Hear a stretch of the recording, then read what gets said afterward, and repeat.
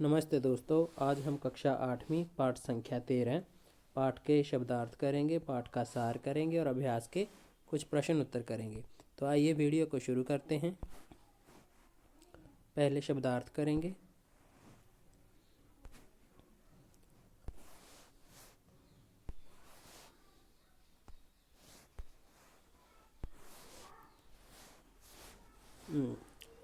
शब्दार्थ है। एक, चौंकने। चौंकने कहते हैं हैरानी को। नवशाकर होता है नई पढ़ी लिखी। स्वाधीनता होता है आज़ादी। गतिशीलता होता है प्रगति। अभिव्यक्त कहते हैं प्रकट करने को। प्रतीक होता है निशानी।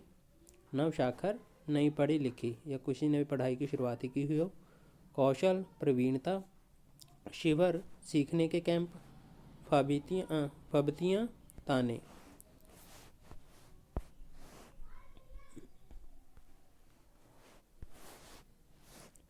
औकात हैसियत औकात को कहते हैं।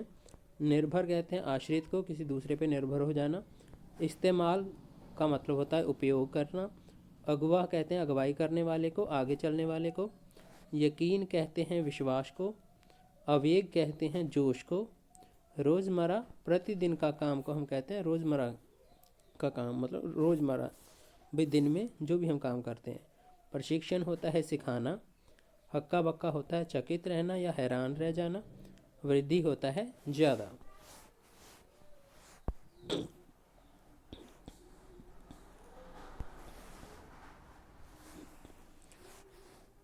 इंतज़ार कहते हैं प्रतीक्षा को। चिलचिलाती का मतलब होता है बहुत तेज। व्यय करना मतलब खर्च करना। निर्भर कहते हैं आश्रित को। दिक्कत कहते हैं परेशानी को। पहलुओं कहते हैं पक्ष को, पहलू पक्ष। आर्थिक होता है धन से संबंधित। गावाती कहते हैं बर्बाद करने को। प्रतीक कहते हैं चिन्ह को। गति कहते हैं रफ्तार को। तो ये थे हमारे कुछ शब्दार्थ। आइए अब हम पाठ का सार करते हैं।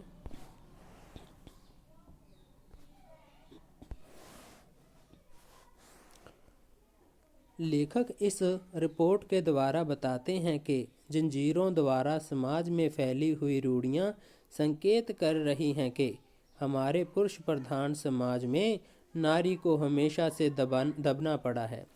पर जब वह दमित नारी कुछ करने की ठानती हैं तो ये जंजीरें लगती हैं। तमिलनाडु की महिलाओं ने इन्हीं जंजीरों को तोड़ने के लिए साइकिल चलाना शुरू किया। साइकिल सीखी एक महिला ने लेखक को बताया कि उस पर साइकिल चलाने के कारण लोगों ने व्यंग किया, पर उसने ध्यान नहीं दिया। ये जो पाठ है इसमें हमने देखा कि जो लेखक है वो तमिलनाडु के एक गांव में जाता है जहाँ पे वो रूढ़िवादी सोच के लोग होते हैं, जो औरतों को सिर्फ चूल्हा चौके के दायरे में ही रखते हैं, जो उनको पढ़ने लिखने के ख़िलाफ़ हैं, जो उनको काम करने के ख़िलाफ़ होते हैं। तो उन पर उनको एक दायरा और दे दिया जाता है कि उसके अंदर अंदर रहना है। अगर उससे बाहर गए तो कुल की समाज की मर्यादा भंग होगी। तो इसीलिए वो कहते हैं कि औरतों के लिए एक पुरुषों ने औरा बना दिया है, एक दायरा निर्धारित कर दिया है कि इस दायरे के अंदर ही औरतें रहेंगी। पर जो तमिलनाडु का एक गांव है तो वहाँ की महिलाओं ने इस बात का विरोध किया है। तो उन्होंने के विरोध करने का जो ढंग था वो निराला ही था। उन्होंने ये जो विरोध किया है वो साइकिल चलाना शुरू किया इस विरोध में। तो जितनी महिलाएं थी वो अपना साइकिल चलाकर ही इसका विरोध करती थी। जो उसके उनके इर्द गिर्द जंजीरें बंधी हुई थी उनको काटने के लिए उन्होंने साइकिल का उपयोग किया। साइकिल द्वारा ही, साइकिल चलाकर ही उन्होंने ये इस विरोध पुरुषों का विरोध किया। तो इसी प्रकार वो कह रहे हैं कि एक महिला थी जिससे रिपोर्ट में जब वो पूछा गया कि आपको साइकिल चलाने में क्या अनुभव हुआ, उनका एक्सपीरियंस पूछा गया, तो उन्होंने बताया कि पहले तो मैंने चलाना जब शुरू किया तो पुरुषों ने बहुत ही व्यंग किए, ताने दिए, ठीक है। तो उन पर काफ़ी सारी टिप्पणियां भी की गई, लेकिन उन्होंने इस बात पर पुरुषों की ओर ध्यान ही नहीं दिया और वो साइकिल चलानी शुरू कर दी। और अब वो अच्छे साइकिल चलाने वाले बन गए और अब हर एक कार्यक्रम में, अब हर एक प्रोग्राम में वो हिस्सा लेते हैं।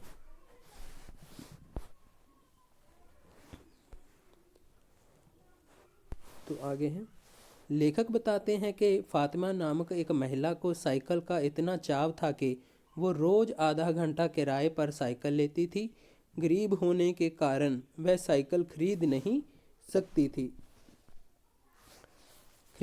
थी। वहाँ लगभग सभी महिलाएं साइकिल चलाती थी। 1992 में अंतर्राष्ट्रीय महिला दिवस पर 1500 महिलाओं ने साइकिल चलाई। वह महिलाएं जो पहले पिता या भाई पर आश्रित थी, वह अब आसानी से कहीं भी आ जा सकती थी। इस आंदोलन से महिलाओं के न सिर्फ आर्थिक पक्ष को मजबूत किया, बल्कि उनमें एक नए आत्मविश्वास का संचार भी हुआ। पुरुष वर्ग को इससे ऐतराज़ नहीं होना चाहिए, पर यदि होता है तो भी महिलाएं इसकी परवाह नहीं करती। तो लेखक बताते हैं कि जब पाठ आगे बढ़ता है तो उन्होंने एक महिला से बात की जिसका नाम फातिमा था। तो फातिमा गरीब परिवार की थी। तो उसने कहा कि मैं हर रोज़ आधा घंटा साइकिल किराए पे लेती हूँ और उसे चलाती हूँ, जबकि वो गरीब होने के कारण नया साइकिल नहीं खरीद सकती थी। 1992 में अंतर्राष्ट्रीय महिला दिवस पर लगभग 1500 महिलाओं ने साइकिल चलाई थी और अपना विरोध प्रदर्शन किया था। पहले जो महिलाएं अपने पिता, भाई, बेटे पे आश्रित रहती थी, किसी भी पुरुष पे आश्रित रहती थी कि वो काम करेंगे, अगर सहायता करेंगे तो काम होगा। लेकिन जब से वो साइकिल चलाना सीख गई हैं तो वो किसी पे भी निर्भर नहीं रही हैं। वो अपना काम स्वयं ही करती हैं। अब वो आसानी से कहीं आ जा सकती थी, एक जगह से दूसरी जगह। उनकी जो आर्थिक स्थिति थी वो भी अब अच्छी होने लग गई थी। अब वो अपना जो काम करती थी, जो भी पानी लाने का या फल बेचने का एक गांव से दूसरी जगह, अब वो साइकिल पे आ जा सकती थी आसानी से।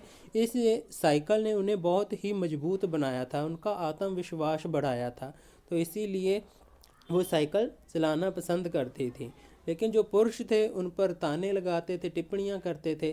तो ऐसी बातें होती थी, फिर भी वो उसकी परवाह ना करते हुए अपना साइकिल चलाना आरंभ कर दिया था। और सारी महिलाओं ने वहाँ की ने साइकिल चलाना शुरू कर दिया और एक के बाद एक दूसरे को सिखाया साइकिल।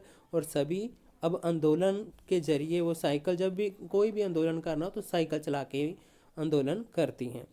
तो इस बात से पुरुष वर्ग को एतराज़ तो नहीं होना चाहिए, पर लेकिन अगर होता है तो वो जो महिलाएं हैं उस चीज़ की परवाह नहीं करती कि मर्द उनके बारे में क्या सोच रहे हैं। अब अभ्यास के कुछ प्रश्न उत्तर करेंगे।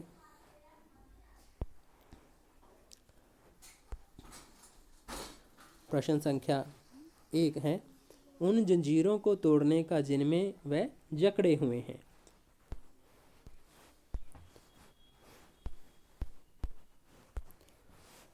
उन जंजीरों को तोड़ने का जिनमें वो जकड़े हुए हैं। कोई ना कोई तरीका लोग निकाल ही लेते हैं। आपके विचार से जंजीरों द्वारा किन समस्याओं की ओर इशारा लेखक कर रहा है। तो जंजीरों द्वारा समाज में फैली हुई रूढ़ियों और संकीर्णता की ओर संकेत कर रहे हैं। हमारे पुरुष प्रधान समाज में नारी को हमेशा से दबना पड़ा है, पर जब वह दमित नारी कुछ करने की ठानती है तो वो ये जंजीरें कटने लगती हैं, जैसे स्त्री की आज़ादी और साक्षरता।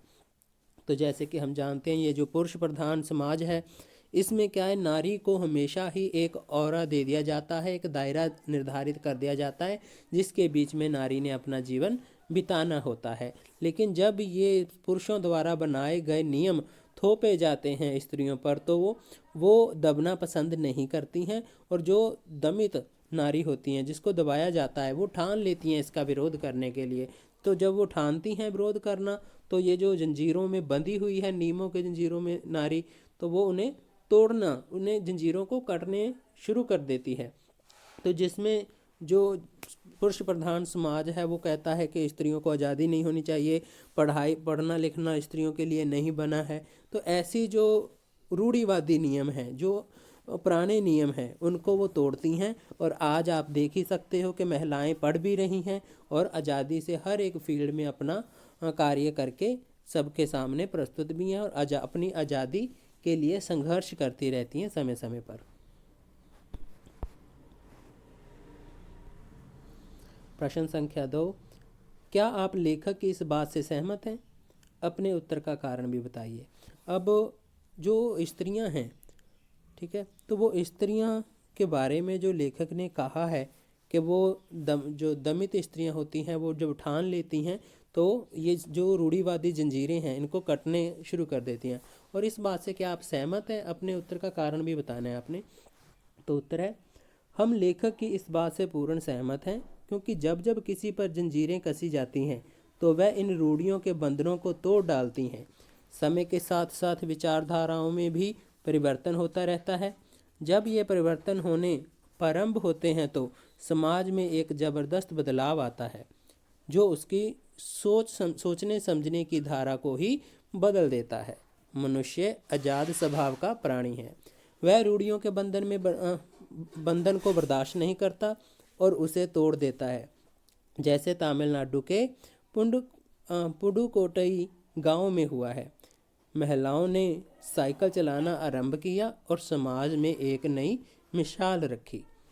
तो जैसे कि हमें जानते ही हैं कि जब स्त्रियों पर कोई भी बंधन थोपा जाता है, कोई भी नियम थोपे जाते हैं तो वो उसका विरोध करती हैं। जैसे तमिलनाडु के एक गांव है पुडुकोट्टई, तो वहाँ की महिलाओं ने साइकिल चला के इनका विरोध करना शुरू किया। तो इसी प्रकार ये जो समय के साथ साथ ये जो नियम बने होते हैं इनमें भी परिवर्तन होना चाहिए, नहीं तो ये किसी की आज़ादी को छीनना शुरू कर देते हैं।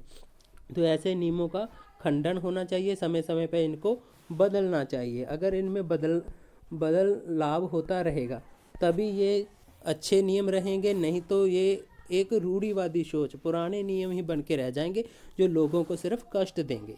तो इसी प्रकार इनमें बदलाव होना बहुत ही आवश्यक है। प्रश्न संख्या 3, साइकिल आंदोलन से पुडुकोट्टई की महिलाओं के जीवन में कौन कौन से बदलाव आए हैं? तो अब जो महिलाएं साइकिल चलाना शुरू किया था उनमें क्या क्या जो जीवन था उनमें क्या क्या बदलाव आए हैं उसके बारे में बताना है। तो साइकिल आंदोलन में पुडुकोट्टई की महिलाओं के जीवन में कई बदलाव आए हैं।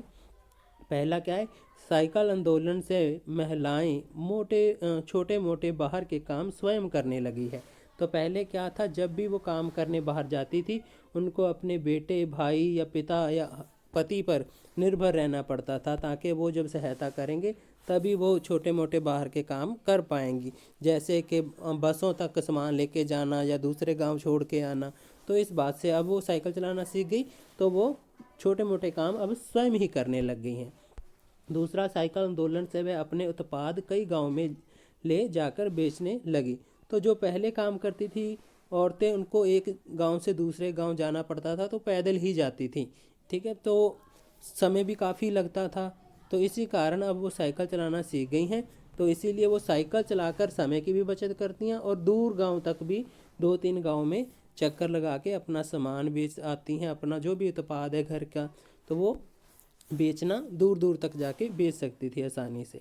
तीसरा है, साइकिल आंदोलन से उनकी आर्थिक स्थिति सुधरी है।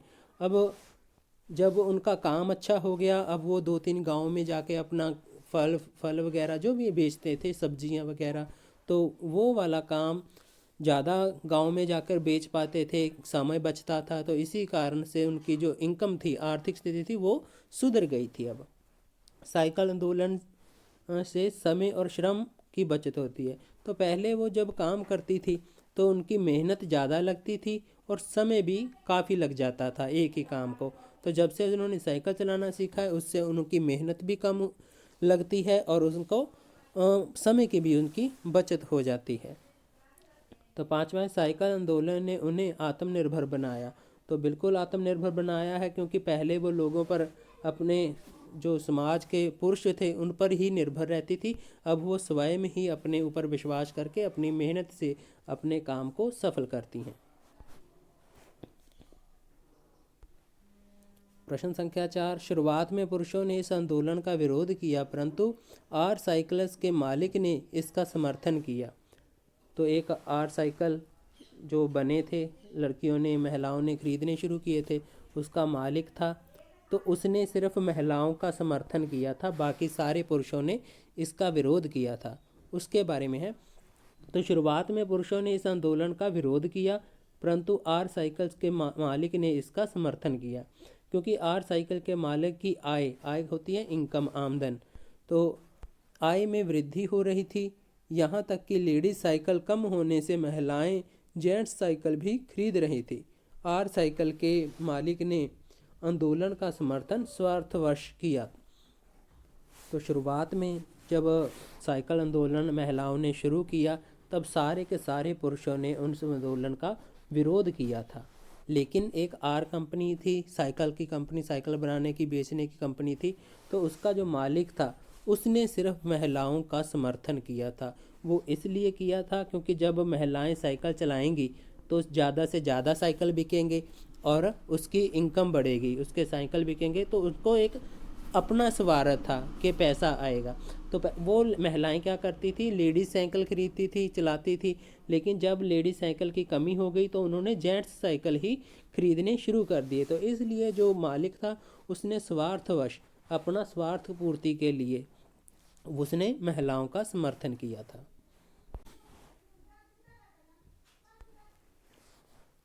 प्रारंभ में इस आंदोलन को चलाने में कौन कौन सी बाधा आई? तो इस आंदोलन को जब चलाया गया, शुरू किया गया महिलाओं द्वारा, तो क्या क्या रुकावटें आई उसके बारे में है।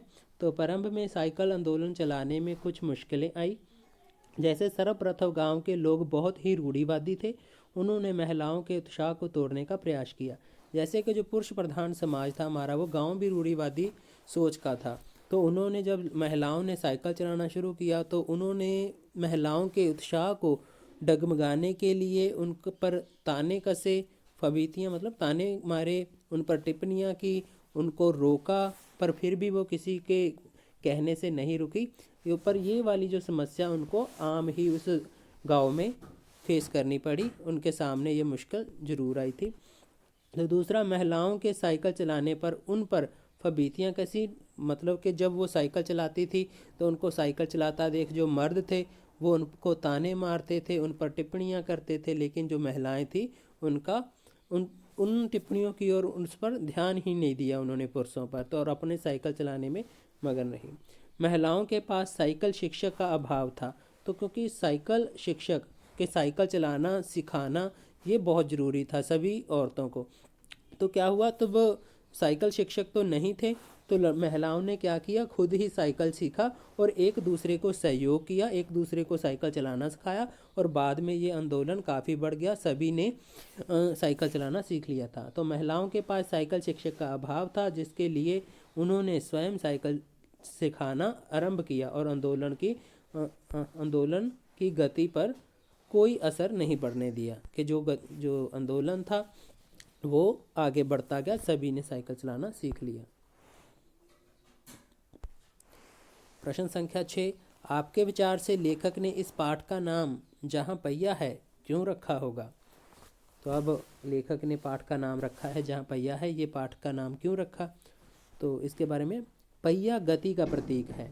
लेखक ने इस पाठ का नाम जहाँ पहिया है तमिलनाडु के पुडुकोट्टई गांव के साइकिल आंदोलन के कारण ही रखा होगा।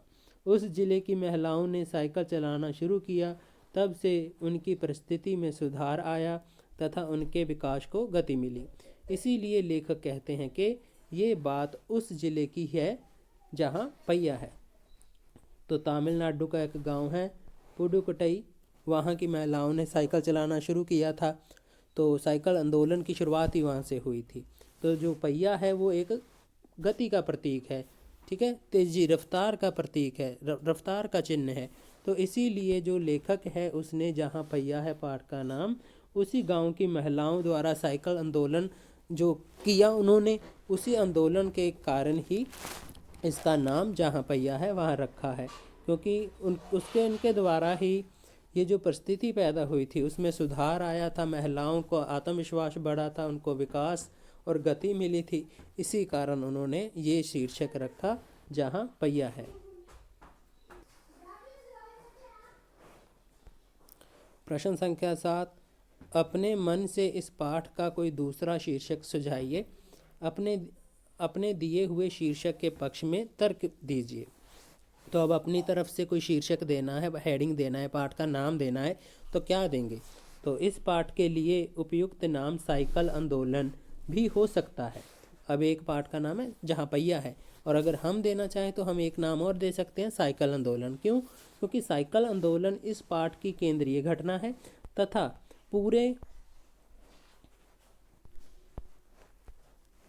तथा पूरे पाठ में आंदोलन की चर्चा है, इसीलिए ये शीर्षक उपयुक्त है। अब सारे का सारा जब हम पाठ पढ़ते हैं तो उसमें साइकिल आंदोलन की ही बात की गई है, तो इसीलिए साइकिल आंदोलन के इर्द गिर्द ही घूमती है ये कहानी। ये जो केंद्र साइकिल की घटना यही केंद्र है, ठीक है। तो इसीलिए हम इसका नाम साइकिल आंदोलन भी दे सकते हैं। वीडियो देखने के लिए आपका धन्यवाद। अगर आपको वीडियो अच्छी लगी हो तो वीडियो को लाइक करें, कमेंट करें, शेयर करें और हमारे यूट्यूब चैनल को सपोर्ट करें। हमारे यूट्यूब चैनल का नाम है हिंदी विद राधे श्याम।